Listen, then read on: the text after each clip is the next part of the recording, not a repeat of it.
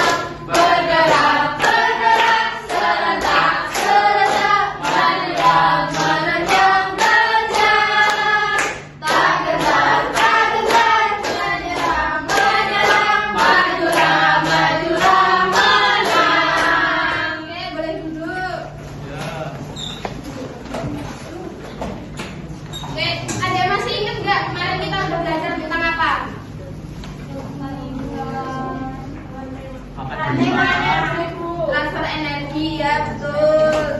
Ada yang masih ingat nggak kilas balik tentang transfer energi antara makhluk hidup itu apa aja yang dipelajari kemarin?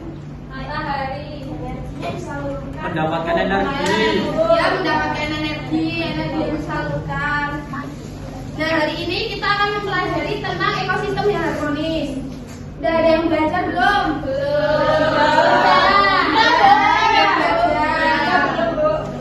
Nah, jadi tujuannya melalui diskusi peserta didik dapat menganalisis pengertian rantai makanan dengan benar. Melalui diskusi peserta didik dapat mengaitkan peran produsen, konsumen, dan dekomposer ekosistem dengan tepat.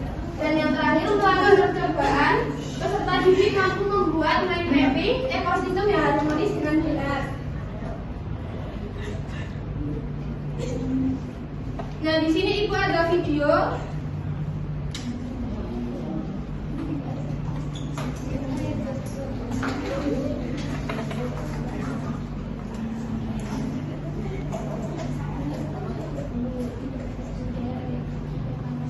Diperhatikan ya. Baik, Bu.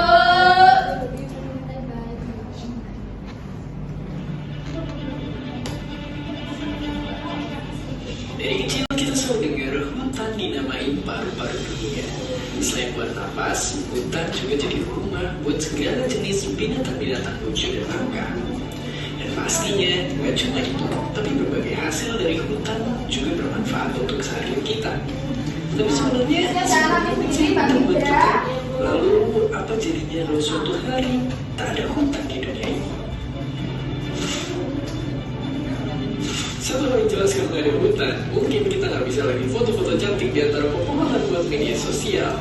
Udah gitu, nggak bisa juga nonton acara TV yang hostnya suka nemenin ular di tengah hutan. Oke, itu baru sebagian kecilnya aja.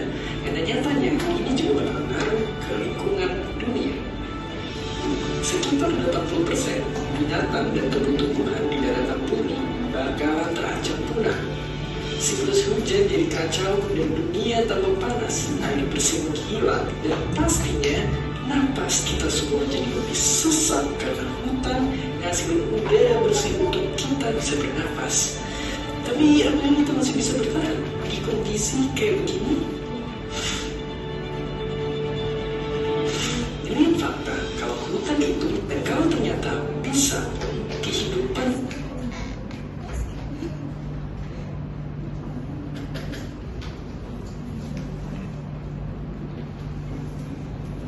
Nah, terjadi jika hutan sudah tidak ada? Coba siapa yang tahu? Angkat tangan. Apa Bapak panas, Bu? Iya, jadi panas. Terus Tempat tinggal hewannya nggak ada, Bu. ya nggak ada tempat tinggal buat hewan. Terus ada lagi nggak? Kelaparan. Ya, hewannya kelaparan. Longsor. Longsor, banjir juga ya. Nah, apa itu rantai makanan? Aku baca, Bu. Ya, Mbak Ani dia harus baca. Rantai makanan adalah proses perpindahan energi dan nutrisi dari satu organisme ke organisme lain dalam suatu ekosistem melalui makan dan dimakan. Rantai makanan menggambarkan hubungan antar organisme dalam suatu ekosistem dan merupakan bagian dari jaring makanan yang terdapat peran masing-masing makhluk hidup, yaitu satu, produsen, makhluk hidup yang memproduksi makanan sendiri dan berada di dasar rantai makanan. Produsen juga disebut autotrof. Yang kedua, konsumen, makhluk hidup yang memakan organisme lain. Konsumen dibagi menjadi konsumen tingkat 1 herbivora dan konsumen tingkat 2 karnivora. Yang terakhir, dekomposer atau pengurai, makhluk hidup yang menguraikan organisme yang sudah mati. Oke, selanjutnya ada yang mau baca? Saya, Bu. Ya, Mbak Elsa. Mekanisme rantai makanan. Pada rantai makanan tersebut terjadi proses makan dan dimakan dalam urutan tertentu, yaitu rumput dimakan belalang dimakan katak dimakan ular dimakan elang, dan jika elang mati diuraikan oleh jamur yang berperan sebagai dekomposer menjadi zat hara yang akan dimanfaatkan oleh tumbuh-tumbuhan untuk tumbuh dan berkembang. Juga pada populasi laba-laba yang membutuhkan kedua hewan ini sebagai sumber makanannya. Oke, terima kasih Mbak Dita. Nah, di sini selanjutnya ada jika ada penangkapan kupu-kupu yang menyebabkan berkurangnya populasi kupu-kupu, maka laba-laba akan sulit dicari. Maka dampaknya adalah menurunnya populasi laba-laba di ekosistem tersebut. Nah, di sini kita tes bikin dulu yuk. Biar pada semangat.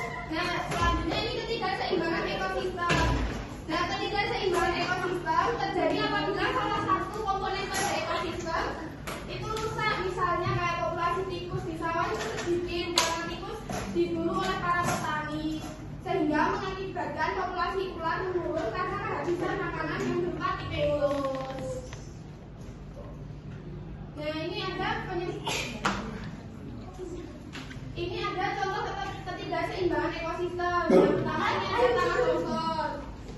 Terus ada tsunami, ada banjir, ada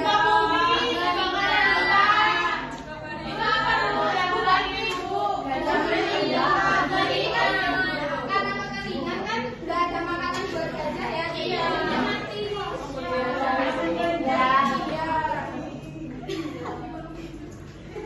Nah, alami adalah faktor yang disebabkan tanpa campur tangan manusia seperti gempa bumi, kebakaran hutan karena kekeringan, banjir, dan tanah longsor karena cuaca dan gunung meletus. Kalau yang karena ulah tangan manusia, contohnya seperti pembakaran hutan untuk pemukiman dan perkebunan, penebangan hutan secara liar, dan pemakaian buku yang berlebihan. Nah, ini adalah dampak terganggunya keseimbangan ekosistem. Coba siapa yang mau baca? Saya. Mbak Fatika. Dampak terbentuknya keseimbangan ekosistem yang pertama, hilangnya spesies penting dalam ekosistem, yang kedua berkurangnya sumber daya alam, yang ketiga kerusakan lingkungan. Oke, terima kasih Mbak Fatika. Nah, yang selanjutnya itu adalah upaya menjaga keseimbangan ekosistem. Ada yang mau baca kan? Saya. Yo, Mbak Suko. Upaya menjaga keseimbangan ekosistem, menghemat air, mengurangi penggunaan pupuk kimia, mengurangi penggunaan plastik, menjaga flora dan fauna langka, melakukan reboisasi, menjaga kelestarian hutan, mengelola limbah industri. Oke, terima kasih Mbak Suko. Itu. Nah, selanjutnya kita akan membuat kelompok. Gimana tuh, Bu? Kita bikin kelompoknya jadi 3 kelompok ya. Ya. Per baris saja. Ya. Ini kan Bu. Ya, Mika.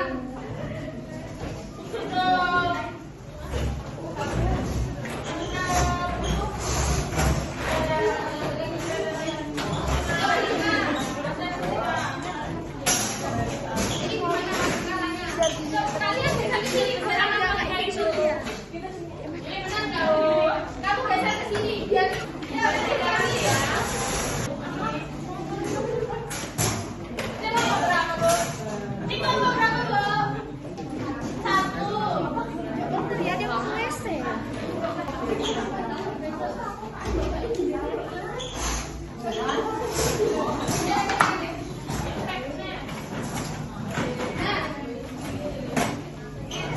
Nah, sebelum Ibu lanjut ke KPP-nya, Ibu punya media. Jadi di sini ada beberapa ekosistem, ada ekosistem sabana, ekosistem laut, ekosistem hutan tropis, sama ekosistem tundra.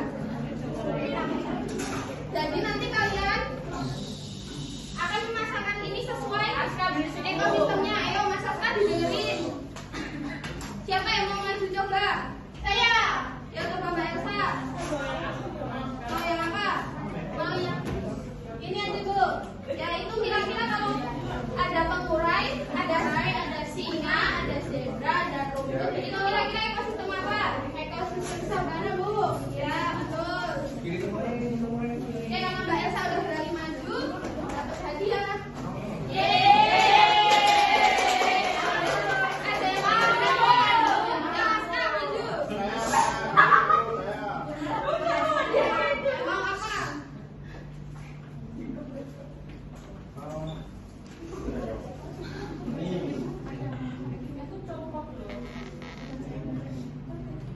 Pengurai dari fitoplankton, udang, rumput, ikan, singa laut.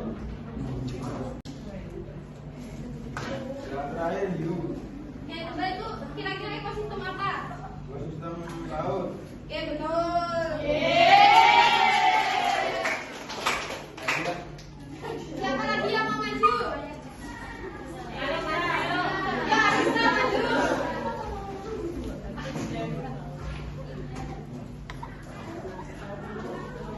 Oh, yang mana? Ya, itu kira-kira bacain apa enggak? Ini ada fitoplankton, zooplankton, ikan kecil, ikan salmon, anjing laut, semut,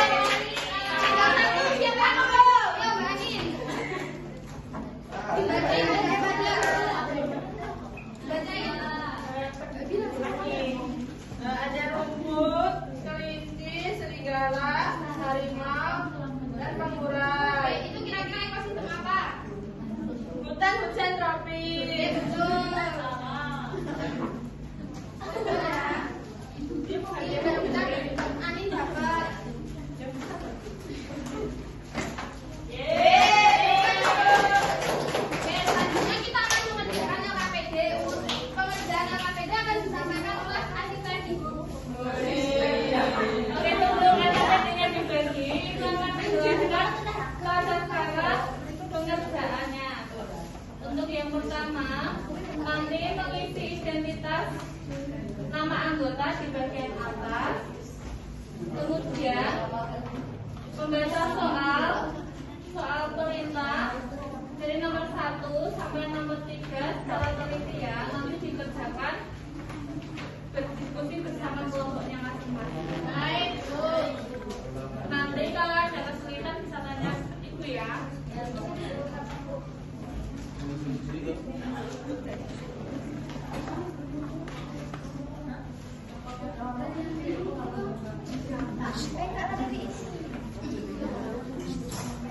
Bu, ini gimana sih, Bu? Jadi kamu aja, Kak. Populasi lingkungan.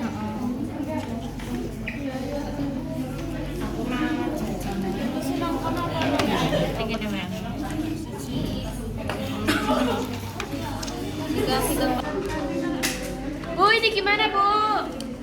Nah ini Gini ya Bu, bener nggak? Iya.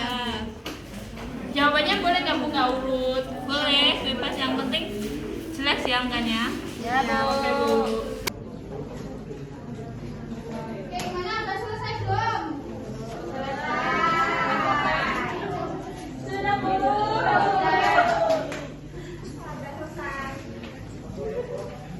Oke, coba sekarang siapa yang mau maju? Coba kita sekarang mau siapa? Nomor 1 aja Bu. Ya, Bapak 1. Dibacakan jawabannya. Cepat, maju cepat.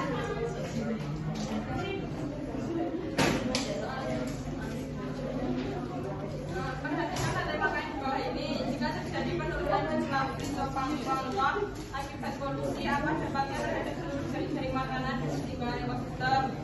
Jika fitoplankton menurun, maka keseimbangan ekosistem pada laut akan rusak atau tidak teratur dan mempengaruhi konservasi kedua serta pengurai. Oke, jawabannya betul ya.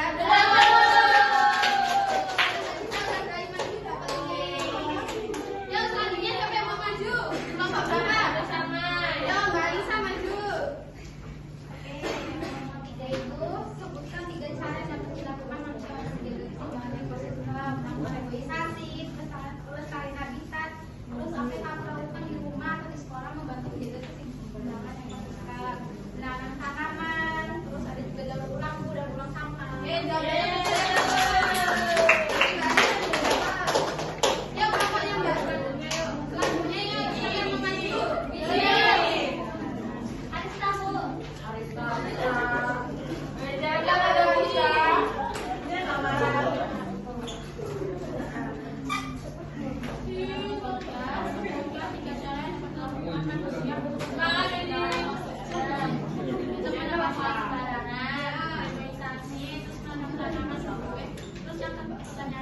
Apa yang bisa kamu lakukan di rumah atau di sekolah untuk membantu menjaga keseimbangan ekosistem dan menanam tanaman Ibu? Ya, betul. Beri tepuk tangan Mbak Lisi. Ini yang dari Mbak Lisi.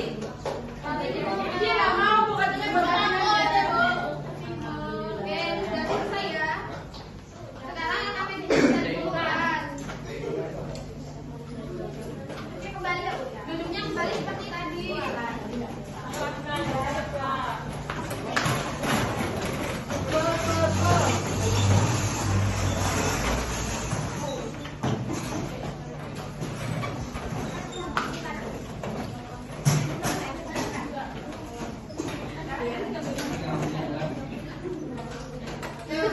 untuk selanjutnya Ibu akan membagikan soal Ibu. Untuk selanjutnya Ibu akan membagikan soal evaluasi untuk dikerjakan secara individu ya.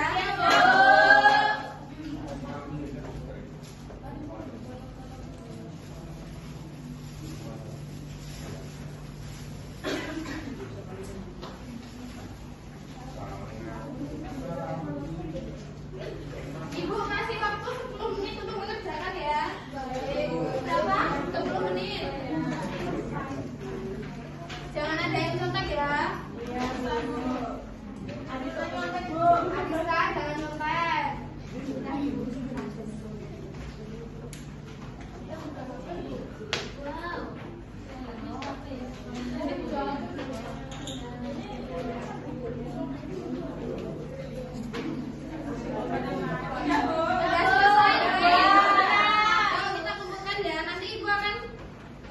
dulu. Buat yang remedial nanti ibu akan kasih soal untuk buat mind mapping tentang ekosistem. Buat yang kebudayaan nanti kita lanjut materi selanjutnya. Oke, Bu.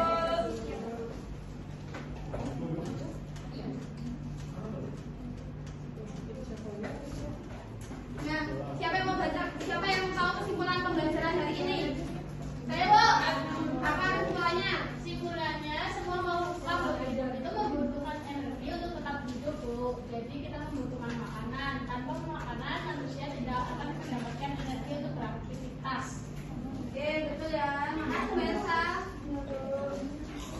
Nah, gimana pembelajaran hari ini? Apakah membosankan?